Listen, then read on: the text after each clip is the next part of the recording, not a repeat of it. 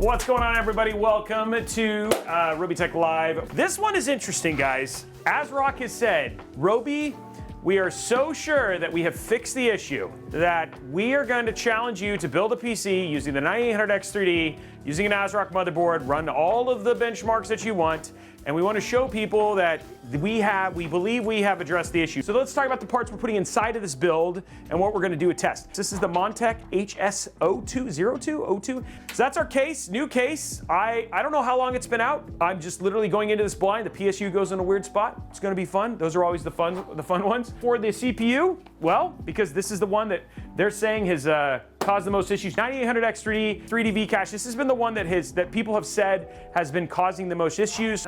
This is the ASRock Phantom Gaming X870E Nova Wi-Fi. Gamers Nexus, they had 11 reports of issues on this board, the Phantom Gaming X870E Nova Wi-Fi. Beautiful, beautiful MOBO, by the way. I love this MOBO. So this should actually look really, really good in here. Okay, for storage, we're using T-Force, their G50. I thought it was cool that they sent me a 2 terabyte. So there you go. Make sure you got room for lots of gaming there. We have G.Skill Triton Z5. This is their Neo 6000 mega transfer. This is 48 gigs.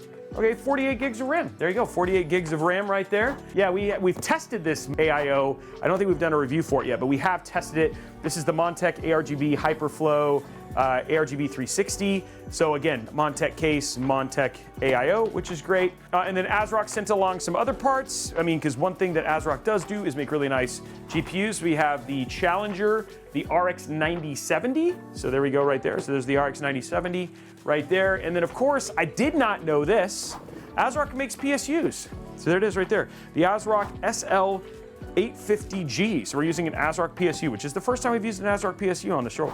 A lot of ASRock parts here, obviously with an ASRock and Newegg bit here. So that's what we're gonna basically be doing. And so let's get these parts in there and let's start putting this build together. Let's go. Look at that. Wow, that is a heavy, dude. So there we go. Okay, that's in there, 9800X3D in.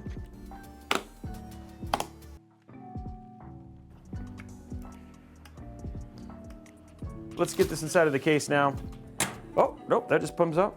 Check this case out, guys. This case is crazy. Pop out the back there. All right, now this will fit in there without a problem.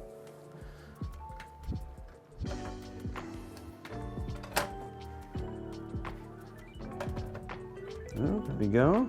Go to the far left slot, and there we go. HD audio is in. Let's get our AIO done. Luckily, it's already like the fans are already pre-installed and stuff, so there we go. Okay, so they're daisy chained. That's a nice bonus there. Okay, so what we're gonna do here is we're gonna run this cable right in here, which will allow us to run the pump and the fan stuff. Ooh, don't do that. Let's get off the bottom there. Okay, so there's our, okay. So what you're gonna do now is you're just gonna slide this underneath and get it started. It'll clip in. Okay, so let's run the cables through and get all these connected, and then we'll be good to go here. Oh. Okay, everything's cable managed now. So that's how it looks nice and clean. So now we can do the GPU, ASRock Challenger. There we go. It should be easy to slide in here. Perfect, look at that, easy peasy. Okay, so now our GPU is in. So all in all, not bad looking. All we got left now is PSU, guys, which is, see how this works, because it's gonna be a top-mounted PSU, which is interesting. New PSU, I've never messed with an ASRock PSU before. So this is the SL850G gold PSU. Ooh, smells like alcohol. Okay, so here's all of our cables. Okay, there we go. Now,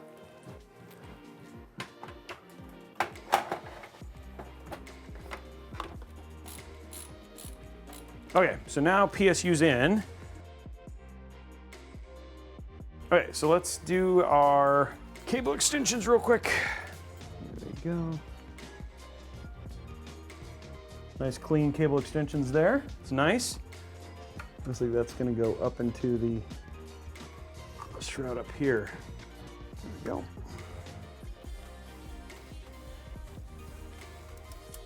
Okay. Now we just got to get it to clean it up in the back and seal it up, and then front looks great. Nicely managed. It looks clean, looks intentional. Okay, boys and girls, we are done with the build. And the front looks good too, right? Feels like it's ready. There we go. Power already, seeing it pop in. That's a good sign. There's that. HDMI. 3, 2, 1.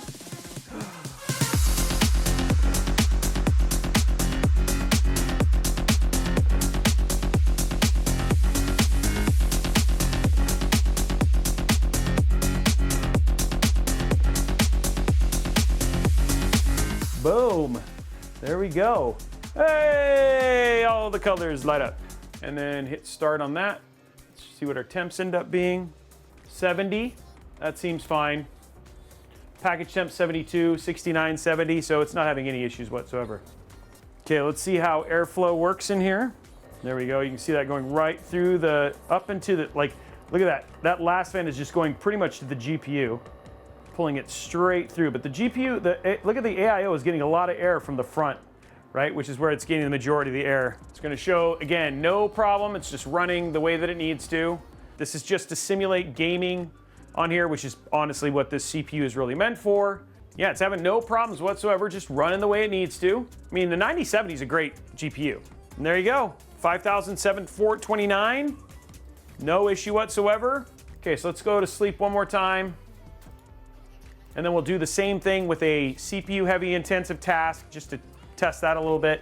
So we're gonna let it sleep, completely shut off. Okay, so you can see now it's asleep. The lights are off, everything's good. We're gonna give it another 10, 15 seconds just to stay off. So again, coming out of low power states, which is one of the things that people have mentioned. Okay, here we go, bringing it back up. Okay, it's back up, logging in. We'll quickly jump into Cinebench. Again, just coming, we're gonna give it a thrust of energy right out of the gate. Again, drop that. We'll let it start multi-core. I'm gonna let it render one square and then we'll stop and run into a single core. Again, just showing that the stability, these are all things that, again, people have seen issues. Okay, so it rendered 2 squares, stop. Then we're gonna run a single core, which is actually more intensive on the CPU. Again, it's not gonna be as hot, but give it a chance. We'll let it render, then we'll stop and do it one more time. And then, yeah, that's right out of a sleep state, guys. I'm still completely in control. Last one, this is with PBO enabled. Let's check out some Cyberpunk 2077. Let's run a benchmark there, see if that works. So we're getting 155, 130, 140 frames per second at 1440p in Cyberpunk 2077. Okay, so let's do the last torture test. We're gonna go to Windows. We're gonna put it to sleep while a game is there. So it's gonna save and hibernate the game state. This means it's basically a larger sleep file. Running in, sign in, game is here, settings, we'll run the benchmark right away, see if we cause any problems. And then then guys, I've really there's nothing else that I can really kind of throw it to. We just really run through combinations of this for a long, long time. And there it is, running no problem, just goes right into it. So there it is, guys. Is there anything I missed? Is there anything I didn't show just to show stability for ASRock and X3D chips or AM5? I feel like I even went beyond it to show you even the stuff that, Steve himself talked about where they thought there could potentially be issues. Even we ran at 8,000 megahertz transfer RAM, which is which is crazy when you really, really think about it. Last minute thoughts on the Montech. Not a bad looking case. So $99 case, it's different. It's different enough that it felt different building inside of it. And so it was actually a fun case to build in. All in all, great build. If you're interested in it, just reach out if you guys want to purchase the build or whatever it was. Again, these builds are always up for sale. Any one that you basically see here, minus the ones that are commissions already. Outside of that, guys, have an absolutely amazing day. We'll see you guys tomorrow. Have a great night, and we'll see you guys on the next episode. Bye, guys.